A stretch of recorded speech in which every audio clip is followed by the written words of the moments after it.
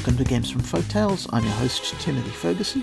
This week a return to the biography of the Dogeresses by Edgecombe Stanley. Stanley's History of the Dogeresses has a lengthy section on the election of the first Doge. It's not of great interest to us, so I've cut it down, so it contains only the pieces which Ars Magica characters 600 years later might interact with. First quote. The Greek protection of Veneto and the lagoons was withdrawn in 641. Parliaments representative of every class, workpeople, middle class, and patricians, with the clergy at their head, were called together for deliberation and unity of action. Wisely chosen, one from each of the 12 most important settlements, who had exercised their tribuneship to good account, foregathered at Heraclea to elect a worthy guardian of the state, a leader, dux, dox, or doge of the Venetians. That ends the quote for now. So we see here why the Venetians are the last republic in the West. People of all classes elect the 12 tribunes, then they elect a doge. The title of doge is actually a Roman one in the Byzantine sense. It means leader. It's the same word that eventually leads to the English word duke. It was given by the Greeks before their protection fell away as their empire contracted. Back to Stanley. The women and girls of the islands brought with them to Heraclea armfuls of sea pinks and sprays of jessamine, red poppies and yellow flags, fragrant orange flowers and sweet bays of myrtle gathered from their gardens. They wove gay garlands with the tenacious June rushes and coiled them about with tendrils of the vine. Every street shrine in Heraclea, every virgin icon in their modest homes, was adorned with floral offerings, and the altars of her sanctuaries were covered with pure, white, fragrant lilies. I'll just quickly note a couple of things there. Those are, according to Stanley, Mary lilies. Also, I don't think they had orange flowers in Europe at that time. I think the orange arrived somewhat later from Spain. But moving on. The reason I've included this is because Stanley notes that flowers are a luxury, but they are a mandatory luxury for characters in a high social class, like Magi. Well, he doesn't mention Magi, but follow with me here. The salt winds of the city destroy weaker plants, and so flowers are time-consuming and difficult to grow.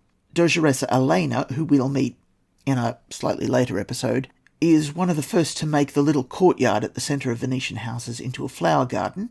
This sets a fashion. This is also why our putative Dianic cult of Venetian witches all have alchemical, perfumed gardens and pots of herbs in their altanes. Back to Stanley. The 12 electors held their parliament in the modest basilica and cast their votes in secret, but all were satisfied when Paulo Lucio Anafesto of Aquileia was hailed as the first of Venice's doges, judge, general, and pope combined. Promptly, the Patriarch of Grado blessed the new head of state, and the 12 electors joined in crowning him with the corno, the horned Phrygian bonnet of renown and liberty. So, to move away from Stanley for a minute with a bit of an explanation, the Doge wasn't actually the Pope of Venice, but the Church of Venice had no land and relatively little wealth compared to everywhere else in Europe, so the Doges eventually became its great patrons.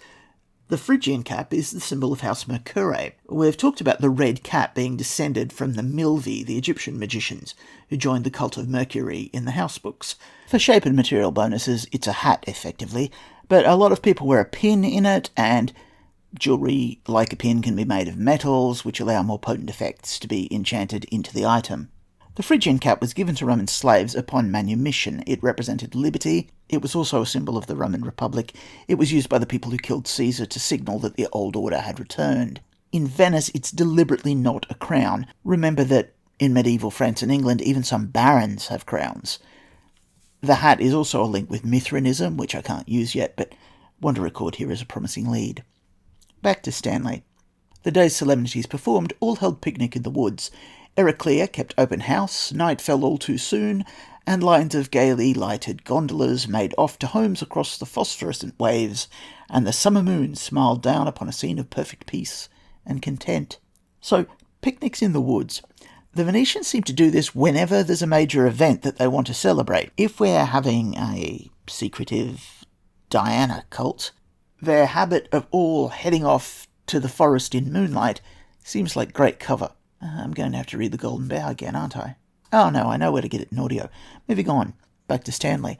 Alas for the stability of mundane matters, 2 short years were scarcely spent when the Doge met his death, lamentably enough, in a conflict between the citizens of Heraclea and Gisolo. 3 Doges only ruled from Heraclea, and then in 742 the seat of government was moved to Melamoco, as being less open to attack and more favourably placed for the development of trade with the East. The Doge was elected for life, and his family, if of plebeian origin, ennobled. His wife, however, had no precedence, and was regarded pretty much as one of her spouse's goods and chattels. The mosaics at San Marco show that velvets and brocades were worn with handsome furs and folds of lace. Blue was the favourite colour with all classes, a cerulean tint, like the reflection of the azure skies in the still waters of the lagoons. So finishing up with Stanley, I'd like to note that I've kept this in because it helps us imagine what our characters wear. Cerulean blue is the theme colour for Venice, apparently. Modern cerulean is a dye that comes into use in the 17th century, so I'm not sure of the source of the period dye.